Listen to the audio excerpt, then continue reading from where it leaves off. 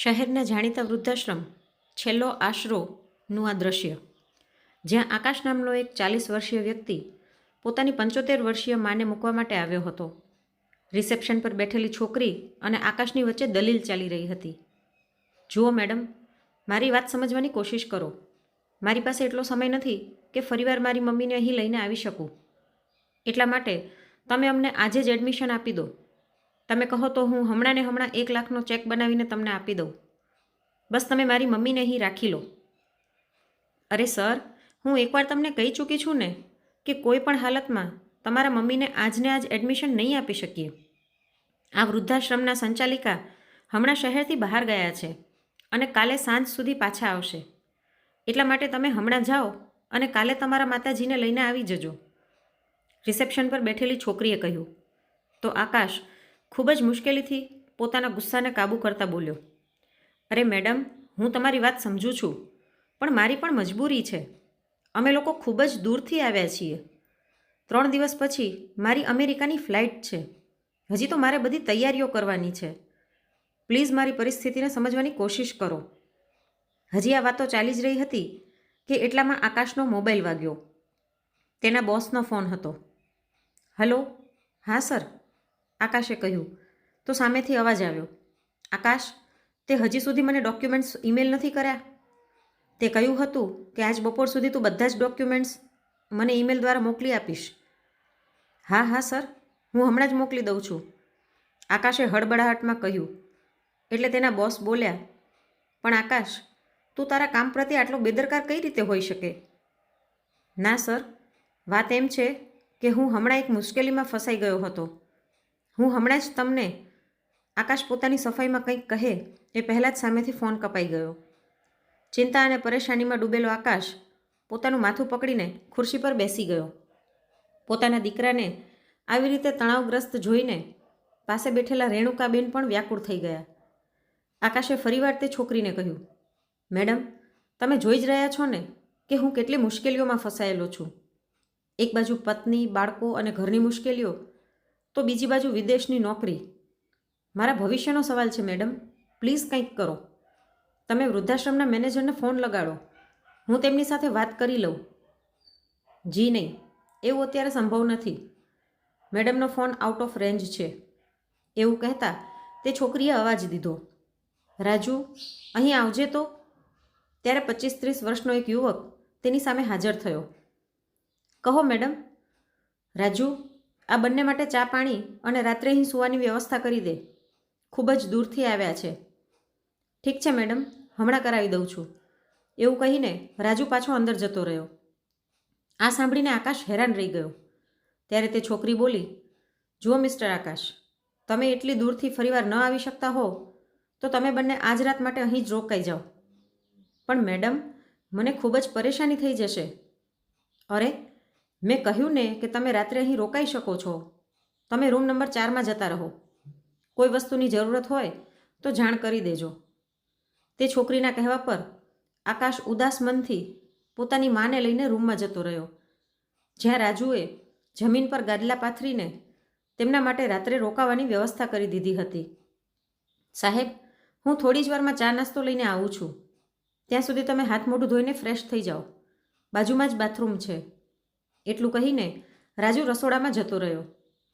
આકાશ ત્યાં જ લેપટોપ લઈને બેસી ગયો અને જલ્દીથી ઓફિસનું કામ પતાવવા લાગ્યો. રેણુકાબેન પણ બાજુમાં પોતાનું બેગ ખોલીને બેસી ગયા અને સિલ્વર ફોઇલમાં વીટેલા થેપલા કાઢીને બોલ્યા, ખબર છે બેટા, મેં સવારમાં ઉઠીને જ મારા અને તારા માટે થેપલા બનાવી લીધા હતા. તને ભાવે છે ને? અથાણું પણ લઈ આવી છું. પોતાની માની આ વાતનો આકાશે કોઈ જવાબ આપ્યો નહીં. તે તો બસ પોતાના કામમાં જ વ્યસ્ત હતો. પછી રેણુકાબેન બોલ્યા, ભલે કંઈ વાંધો નહીં, હું જ તને મારા હાથેથી ખવડાવું છું. ખબર નહીં આજ પછી આ સુખ મને ક્યારે મળે.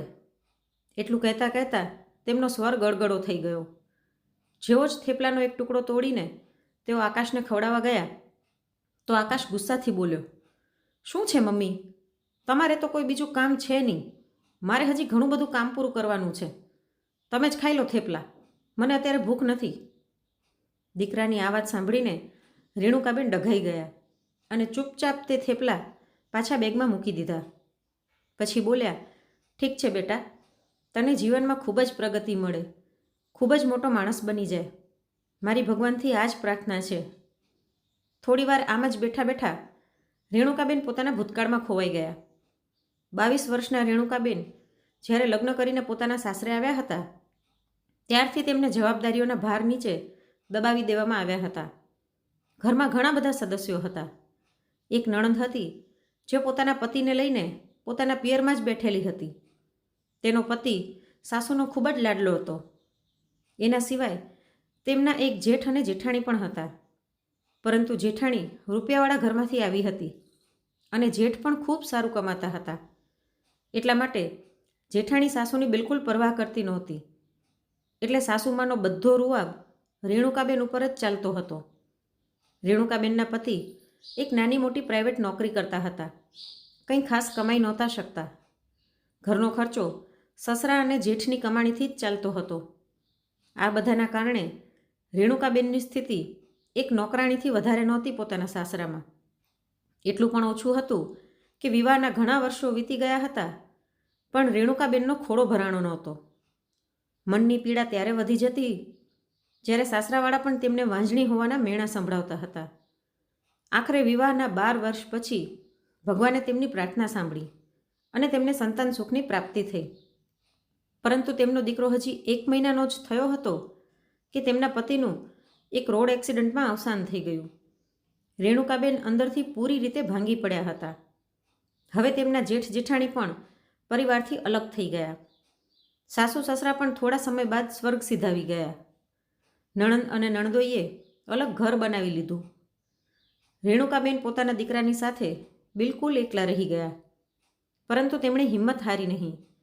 દીકરાના પાલન પોષણ માટે તેમણે લોકોના ઘરોના કામ કરવાનું શરૂ કર્યું. બધું કામ કરવા છતાં પણ તેઓ પોતાના દીકરાને ક્યારેય એકલો મૂકતા નહોતા. આટલી મુશ્કેલીઓ સહન કરવા છતાં પણ રેણુકાબેને તેને સારી રીતે ભણાવ્યો ગણાવ્યો અને એ લાયક બનાવ્યો કે તેને એક ખૂબ જ મોટી મલ્ટીનેશનલ કંપનીમાં નોકરી મળી ગઈ. પછી તેની મુલાકાત નેહા નામની છોકરી સાથે થઈ. બંને એકબીજા તરફ આકર્ષિત થવા લાગ્યા અને જલ્દી જ બંનેએ લગ્ન કરવાનો નિર્ણય લઈ લીધો.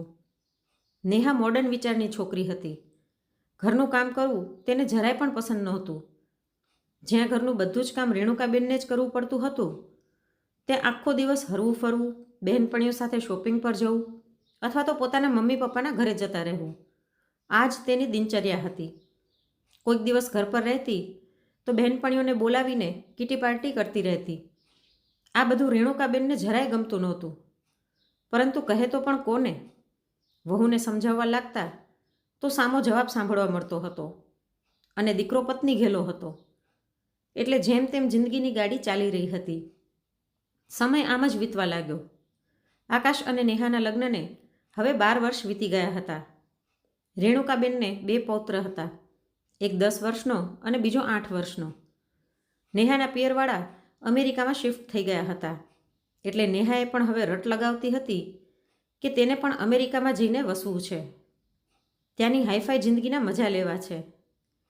સંયોગથી આકાશની કંપનીએ તેને વિદેશમાં નોકરીની ઓફર આપી. અહીંથી 2 ગણા પગારની લાલચમાં આકાશે પણ એ ઓફરનો સ્વીકાર કરી લીધો.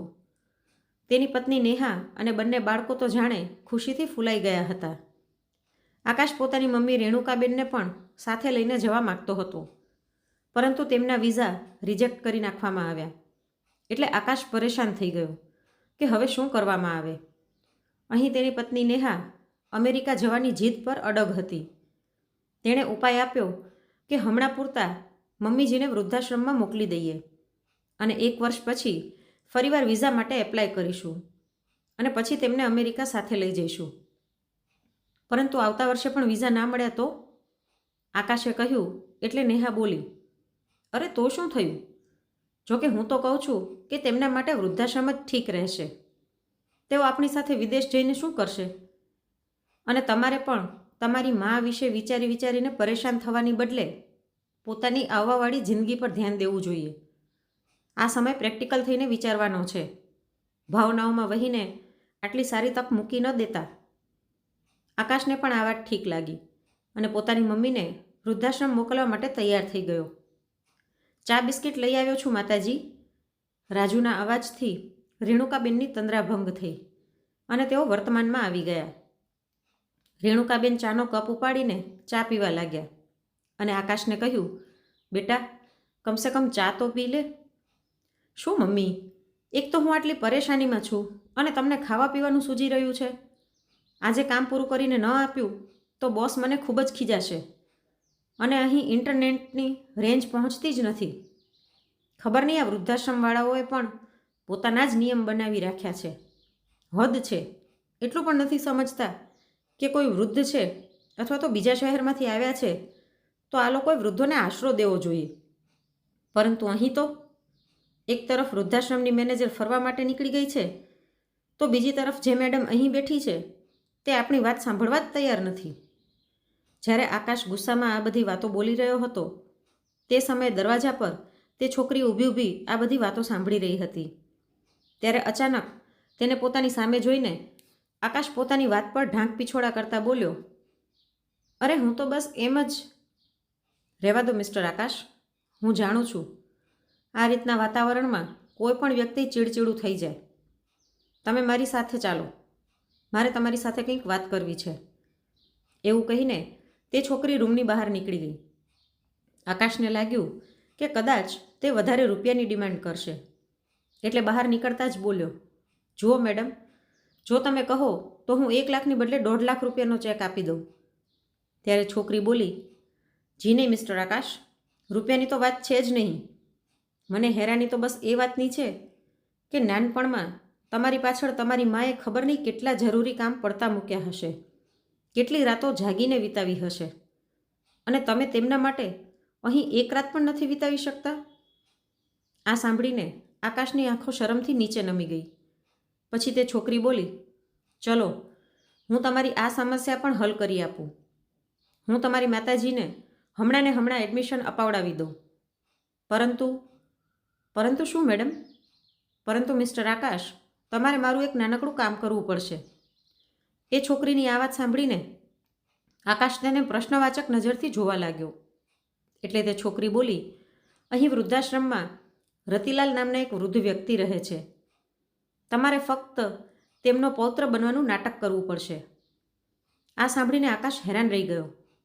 પછી તે છોકરી બોલી, લગભગ 10 વર્ષ પહેલાં તેમનો દીકરો તેમને અહીં મૂકીને કેનેડા જતો રહ્યો હતો, પોતાની પત્ની અને દીકરાને લઈને. ત્યારથી લઈને આજ સુધી તેઓ પોતાના પૌત્રને મળવા માટે તરસી રહ્યા છે. તેમને આશા છે કે એક દિવસ તેમનો પૌત્ર તેમને મળવા માટે જરૂર આવશે.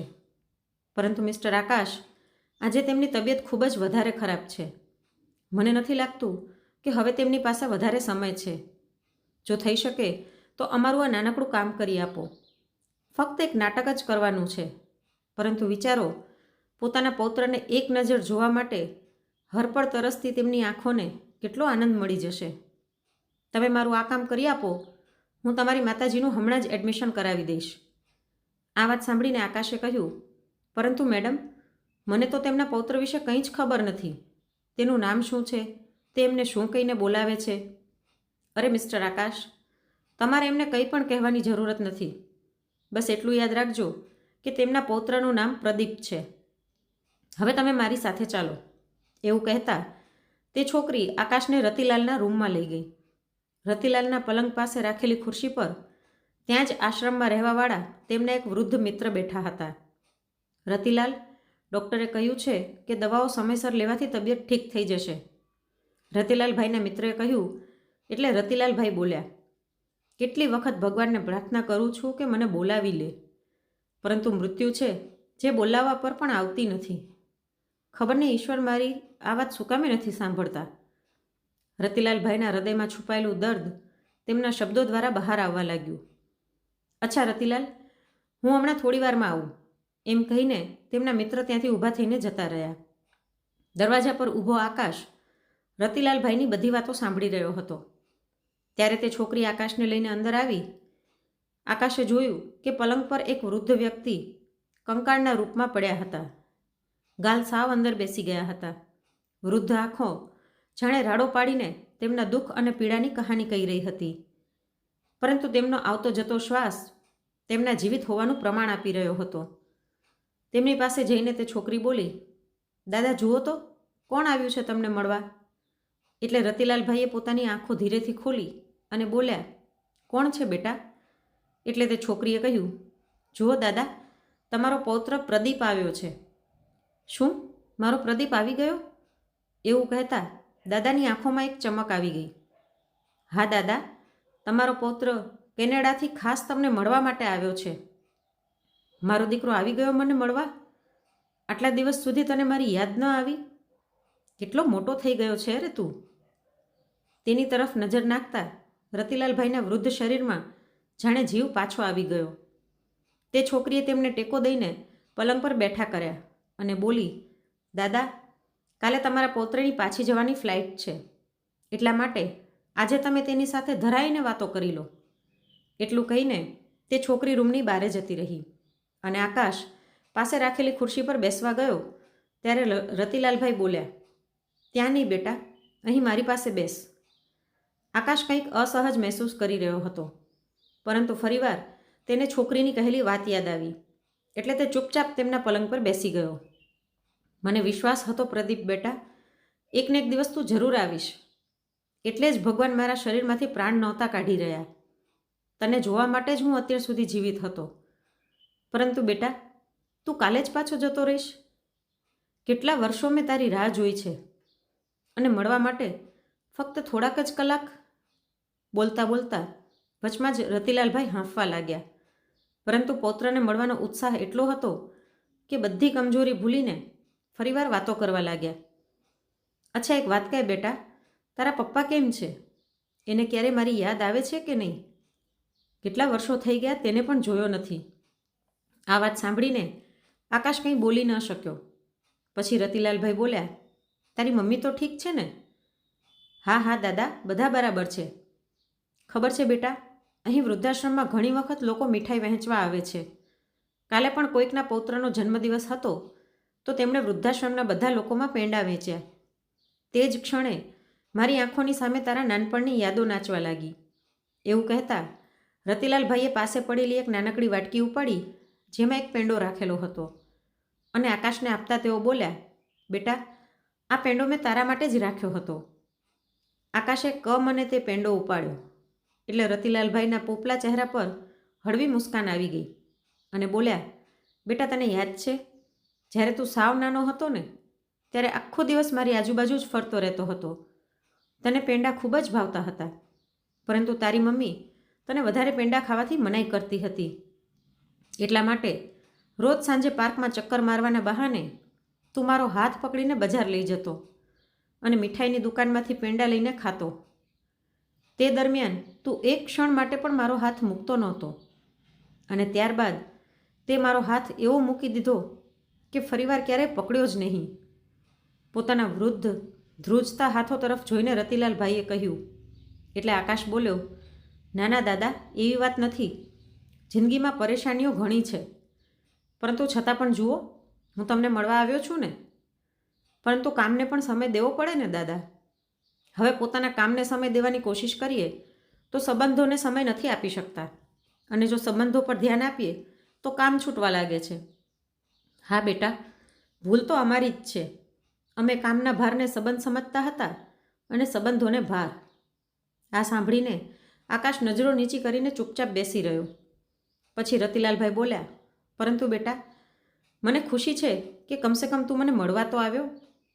એક વાત તો કે, તારા લગ્ન થઈ ગયા શું? રતિલાલભાઈના આ સવાલ પર આકાશ વિચારમાં પડી ગયો. દિમાગમાં વિચાર આવ્યો કે જો હા કહીશ તો દાદા પોતાની પૌત્રવધુ વિશે પૂછવા લાગશે. શું થયું બેટા? કયા વિચારમાં ખોવાઈ ગયો? તારા લગ્ન થયા છે કે નહીં? રતિલાલભાઈએ પૂછ્યું તો આકાશ બોલ્યો, અરે ના દાદા, મારા લગ્ન નથી થયા. અચ્છા, તો કોઈ છોકરી પસંદ કરી રાખી છે તે? અરે ના દાદા, તમે પણ કેવી વાતો કરી રહ્યા છો? પ્રદીપ બેટા, હવે તું મારાથી છુપાવીશ? તારા બાપનો પણ બાપ છું હું. એવું કહેતા અચાનક તેમનો અવાજ કંપવા લાગ્યો અને આંખમાંથી આંસુ ટપકવા લાગ્યા. પછી થોડા અંતરાલ બાદ બોલ્યા, હજી સુધી તો તારા પિતાની ગંધ પણ મારા મનમાંથી ગઈ નથી, પણ એ મને મૂકીને જતો રહ્યો. પણ બેટા, તું મારી એક વાત માનીશ? હા દાદા, કહો ને. બેટા, તારો બાપ તો મને એકલો મૂકીને જતો રહ્યો હતો, પરંતુ તું ક્યારેય પોતાના મા બાપને વૃદ્ધાશ્રમમાં એકલા ના મૂકજે. વૃદ્ધાશ્રમમાં જ્યારે એક માણસ એકલો રહી જાય છે ને, તો તેની જિંદગી એક સજાથી વધારે બીજું કંઈ નથી રહી જતી. આ ફક્ત મારા એકલાની જ કહાની નથી. અહીં વૃદ્ધાશ્રમમાં કેટલા એવા વૃદ્ધો છે જેમના દીકરા દીકરીઓ, વહુઓ, પૌત્ર પૌત્રીઓ બધા છે, પરંતુ છતાં પણ તેમનું પોતાનું કોઈ નથી. જીવનના આ તબક્કામાં આવીને બધા સંબંધો મિથ્યા લાગવા લાગે છે. અહીં રહેવાવાળા વૃદ્ધ લોકોના હૃદયમાં પરિવારની યાદો દિવસ રાત તીરની જેમ ચૂપતી રહે છે. હજી આકાશ અને રતિલાલભાઈની વાતો ચાલી જ રહી હતી કે આકાશનો ફોન વાગ્યો. તેણે જોયું તેની પત્ની નેહાનો ફોન હતો. પછી બોલ્યો, અચ્છા દાદા, હવે તમે સૂઈ જાઓ. સવારે એરપોર્ટ જવાથી પહેલાં હું તમને મળવા આવીશ. હા બેટા, તું પણ થાકી ગયો હોઈશ. જઈને સૂઈ જા. ભગવાન કરે તને દુનિયાની બધી ખુશીઓ મળે.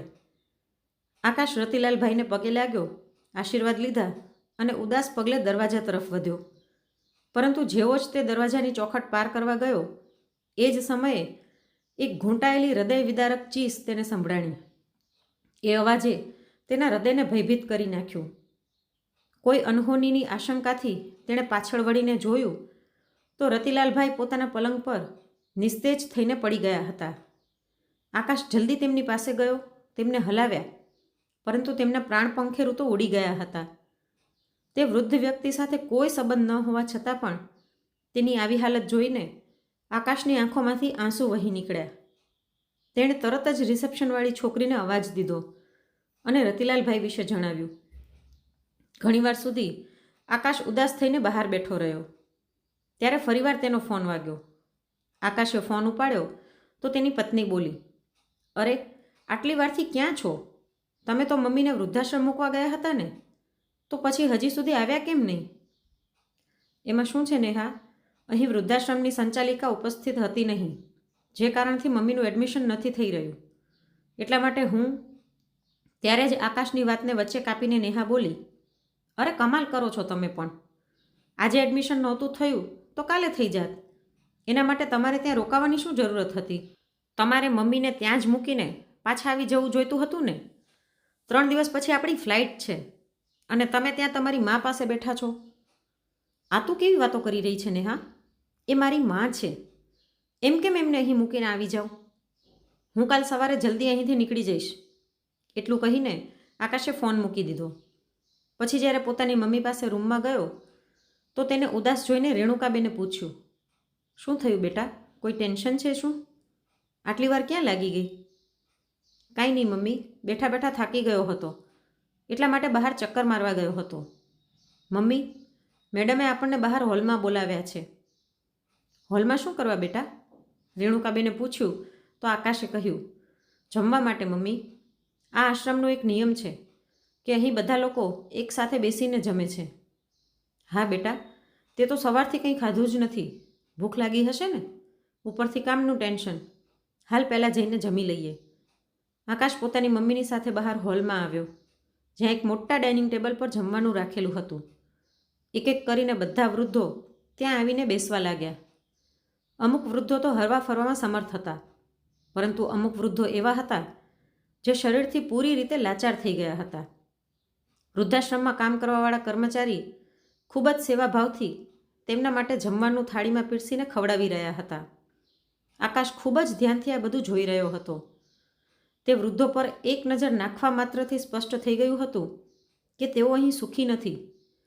જોકે ખાવા પીવા અને આવાસની સુવિધા ખૂબ જ સારી હતી, પરંતુ પોતાના સંતાનથી દૂર હોવાનું દુઃખ અને નિરાશાનો ભાવ તેમની આંખોમાં સાફ સાફ જોઈ શકાતો હતો. ખૂબ જ મુશ્કેલીથી આકાશ થોડુંક જમ્યો અને પાછો રૂમમાં આવીને બેસી ગયો. થોડીવાર પછી જ્યારે રેણુકાબેન રૂમમાં આવ્યા તો પોતાના દીકરા પાસે બેસતા બોલ્યા, શું વાત છે બેટા, તું સરખું જમ્યો પણ નથી? મારું ખાવાનું મન નહોતું મમ્મી, ઉદાસી ભરેલા અવાજે આકાશે કહ્યું. અને પછી બોલ્યો, મમ્મી, તમે થેપલા બનાવીને લઈ આવ્યા હતા ને, મારે એ ખાવા છે. એટલે રેણુકાબેને ખુશી ખુશી પોતાના બેગમાંથી થેપલા કાઢ્યા અને પોતાના દીકરાને આપતા બોલ્યા, ખબર છે બેટા, જ્યારે તું નાનો હતો ને તો રોજ મને થેપલા બનાવવાનું કહેતો. અને જ્યારે હું બનાવતી તો કહેતો, મમ્મી મને તમારા હાથેથી ખવડાવો. જ્યારે પણ તમારા હાથેથી જમું છું ને તો જમવાનો સ્વાદ બમણો થઈ જાય છે. તો આજે પણ ખવડાવો ને મમ્મી, આકાશે કહ્યું. તો રેણુકાબેન સ્માઇલ સાથે તેને પોતાના હાથે ખવડાવવા લાગ્યા.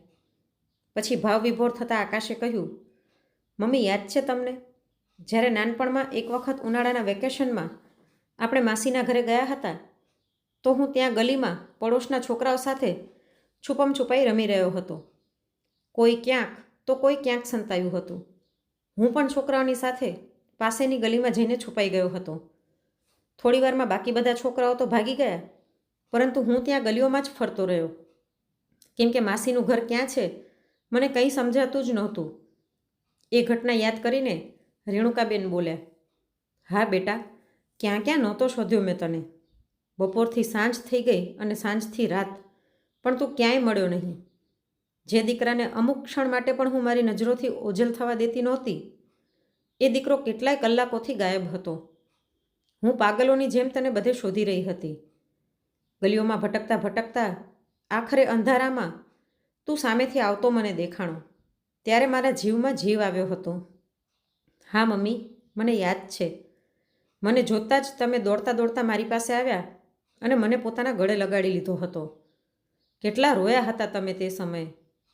વાત કરતાં કરતાં રેણુકાબેન અને આકાશની આંખોમાં આંસુ આવી ગયા.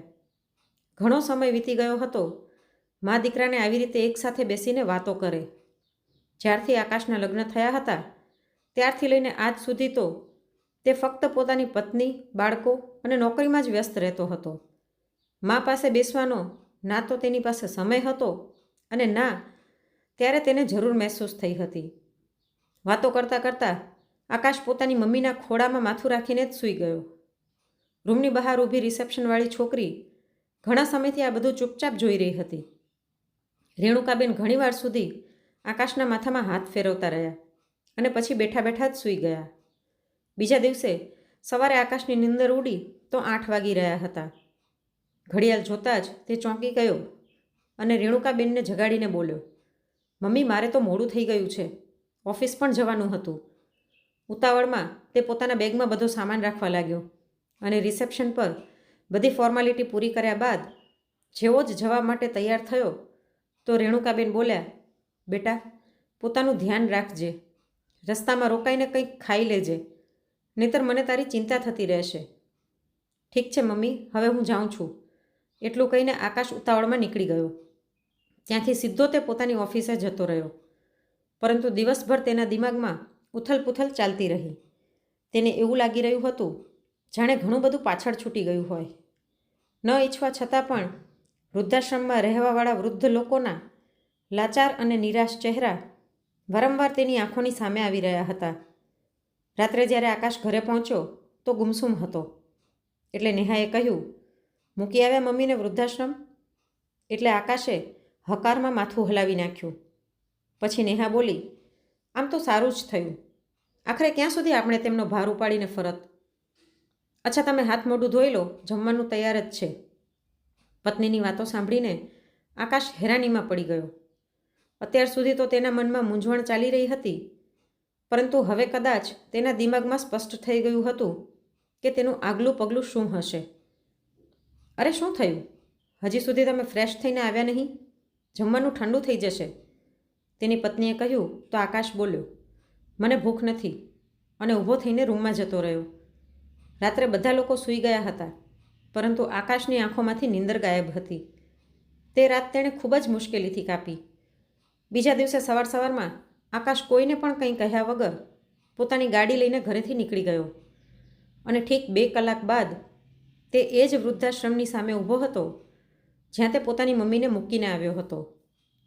જેવો જ અંદર ગયો તો સામે જ રિસેપ્શનવાળી છોકરી ઊભી હતી. અમુક વૃદ્ધો આંગણામાં આંટા મારી રહ્યા હતા. અંદર જઈને આકાશે બધી બાજુ જોયું, પછી કહ્યું, મેડમ મારા મમ્મી ક્યાં છે? પ્લીઝ એમને બોલાવી દો ને. એટલે તે છોકરીએ કહ્યું, મિસ્ટર આકાશ, હમણાં તો તમારી રેણુકાબેન સાથે વાત નહીં થઈ શકે. કેમ મેડમ, એવું શું થઈ ગયું? અચ્છા, મમ્મી હજી સુધી સૂતા હશે. કંઈ વાંધો નહીં, હું અહીં જ બેઠો છું. જ્યારે તેઓ ઉઠી જશે ત્યારે તેમને મળી લઈશ. ત્યારે તે છોકરીએ કહ્યું, ના મિસ્ટર આકાશ, તેઓ સૂતા નથી, પરંતુ વૃદ્ધાશ્રમના અન્ય વૃદ્ધ મહિલાઓ સાથે બાજુમાં બનેલા મંદિરમાં પૂજા કરવા માટે ગયા છે. એમણે પોતાના દીકરા માટે નિર્જળા ઉપવાસ રાખ્યો છે. પોતાના સ્વાસ્થ્ય અને જીવનની ચિંતા કર્યા વગર તેમણે આ ઉંમરમાં પણ કઠણ વ્રત ધારણ કર્યું છે. આ સમયે તેઓ પૂજામાં વ્યસ્ત છે. તમારી લાંબી ઉંમર અને પ્રગતિ માટે ભગવાનને પ્રાર્થના કરી રહ્યા છે. તે છોકરીની આ વાતો સાંભળતા જ આકાશની આંખોમાંથી અશ્રુધારા વહી નીકળી. ત્યારે તેને સામેથી રેણુકાબેન હાથોમાં પૂજાની થાળી લઈને આવતા દેખાણા. તેમને જોતાં જ આકાશ મમ્મી મમ્મી કહેતા તેમની તરફ દોડ્યો. આંસુઓથી ભીંજાયેલો તેનો ચહેરો જોઈને રેણુકાબેનને તે જ ઘટના યાદ આવી ગઈ જ્યારે તેમનો 6 વર્ષનો નાનકડો આકાશ રાહ ભટકી ગયો હતો અને મમ્મીને જોતાં જ મમ્મી મમ્મી રાડ પાડતો તેમની તરફ દોડતો આવ્યો હતો. મમ્મી, મને માફ કરી દો, મારાથી ખૂબ જ મોટી ભૂલ થઈ ગઈ છે. મને માફ કરી દો મમ્મી. તમે મારા માટે શું શું નહોતું કર્યું. તમારા પ્રેમ અને આશીર્વાદના સહારે જ હું જીવનમાં આટલો સફળ વ્યક્તિ બની શક્યો છું. નાનપણમાં જે માં મને થોડી ક્ષણો માટે પણ એકલો મૂકતી નહોતી, તે જ માને મેં વૃદ્ધાશ્રમમાં રહેવા માટે છોડી દીધી. ધિક્કાર છે મારા જેવી સંતાન ઉપર. મમ્મીના પગમાં પડીને આકાશ જેટલું બોલી રહ્યો હતો તેનાથી વધારે રડી રહ્યો હતો. રેણુકાબેને તેના આંસુ સાફ કરતાં તેને ઊભો કર્યો તો આકાશ બોલ્યો, ચલો મમ્મી, હવે ઘરે જઈએ. ત્યારે રિસેપ્શનવાળી છોકરી બોલી, પણ મિસ્ટર આકાશ, તમે આવી રીતે ન લઈ જઈ શકો.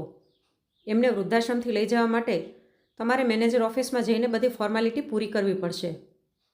ઠીક છે મેડમ, તમે મને મેનેજરને મળાવી દો. આવો. તે છોકરી તેમને મેનેજરની ઓફિસમાં લઈને ગઈ. ડ્રોઅરમાંથી એક પેપર કાઢતા સાઇન કરવા માટે આકાશને આપવામાં આવ્યું અને સામે રાખેલી ખુરશી પર બેસી ગઈ. આ જોઈને આકાશ હેરાન રહી ગયો અને બોલ્યો, આ શું? મેનેજર મેડમ હજી સુધી આવ્યા નથી? એટલે તે છોકરી બોલી, મિસ્ટર આકાશ, આ વૃદ્ધાશ્રમની મેનેજર હું જ છું. પરંતુ મેડમ, 2 દિવસ પહેલાં તો તમે કહ્યું હતું કે મેનેજર છુટ્ટી પર ગઈ છે. એટલે સ્માઇલ સાથે મેડમ બોલ્યા, તે બધું ખોટું હતું અને એ ખોટું હું એટલા માટે બોલી હતી જેથી તમે એક રાત અહીં રોકાઈને જુઓ કે ઉંમરના આ પડાવમાં પરિવારથી અલગ થઈને એક વ્યક્તિની હાલત શું થઈ જાય છે. અહીં આવવાવાળા બધા લોકોને હું એક તક આપું છું અને એ લોકો ખુશનસીબ હોય છે જે આ તકને સંભાળી લે છે. સંબંધોનું પોતાનું જ મહત્ત્વ હોય છે મિસ્ટર આકાશ. મા બાપ પોતાના બાળકોના જન્મથી પહેલાં જ તેમનું કરિયર બનાવવા માટે રૂપિયા જમા કરવા લાગે છે, પરંતુ બદલામાં એ આશા નથી રાખતા કે તેમના છોકરાઓ મોટા થઈને તેમની વૃદ્ધાવસ્થા માટે રૂપિયા જમા કરે, કેમ કે એ સમયે તેમને રૂપિયાની જરૂરત નથી હોતી. તેમને જરૂરત હોય છે પોતાના સંતાનોની, તેમના થોડાક પ્રેમ અને સાથની. અને જ્યારે તેમને એ મળી જાય છે તો તેમની આ અવસ્થા પણ ખુશી ખુશી નીકળી જાય છે. આ વાત સાંભળીને આકાશ આંખોમાં આંસુ સાથે બોલ્યો, તમારો ખૂબ ખૂબ આભાર મેડમ. તમે મારા ઉપર ખૂબ જ મોટો ઉપકાર કર્યો છે. તમારો ખૂબ જ ધન્યવાદ. પોતાની મમ્મીને લઈને આકાશ જેવો જ વૃદ્ધાશ્રમના ગેટથી બહાર જવા લાગ્યો તો બધા વૃદ્ધો એકીટશે તેમને જોઈ રહ્યા હતા. અમુક વૃદ્ધો તો તેમને બહાર સુધી મૂકવા પણ આવ્યા. તે બધા વિચારી રહ્યા હતા કે કાશ તેમના જીવનમાં પણ આવો એક દિવસ આવે જ્યારે તેમનું કોઈ પોતાનું પશ્ચાતાપ અને આત્મગ્લાની સાથે અહીં આવે અને તેમને પોતાના ઘરે પાછા લઈ જાય. જેવા જ રેણુકાબેન પોતાના દીકરા સાથે ગાડીમાં બેઠા ત્યારે આકાશને ફોન આવ્યો. અરે, સવાર સવારમાં મને કહ્યા વગર ક્યાં જતા રહ્યા તમે? કેટલી વખત તમને ફોન કર્યો, પરંતુ તમે તો ફોન જ નહોતા ઉપાડતા. નેહાએ કહ્યું એટલે આકાશ બોલ્યો, હું વૃદ્ધાશ્રમથી મમ્મીને લઈને આવી રહ્યો છું. શું? આ શું કહી રહ્યા છો તમે? તમે મમ્મીને પાછા લાવી રહ્યા છો? અરે, તેમને રાખશો ક્યાં? આપણે તો વિદેશ જવાનું છે ને. અને હું કહી દઉં છું તમને, વિદેશ જવાનો પ્રોગ્રામ હું જરાય કેન્સલ નહીં કરું. જ્યાંથી લાવી રહ્યા છો પાછા ત્યાં જ મૂકીને આવો તેમને. એટલે આકાશ બોલ્યો, બિલકુલ નહીં. હું મારી માને એકલી મૂકીને અમેરિકા ના જઈ શકું. તારે જ્યાં જવું હોય તું જઈ શકે છે. હું તને મૂકવા માટે તૈયાર છું, પરંતુ પોતાની માને નહીં. એટલું કહીને આકાશે ફોન મૂકી દીધો અને મનમાં ને મનમાં નક્કી કરી લીધું કે હવે ભલે ગમે તેવી પરિસ્થિતિ હોય તે પોતાની માનો સાથ ક્યારે પણ નહીં મૂકે. તો મિત્રો, આજની વાર્તા તમને કેવી લાગી તે કોમેન્ટમાં જરૂરથી જણાવજો. અને જો વાર્તા ગમી હોય તો લાઈક કરીને વધુમાં વધુ શેર પણ કરજો. અને આવી જ અવનવી વાર્તા સાંભળવા માટે ચેનલને સબસ્ક્રાઈબ જરૂરથી કરજો.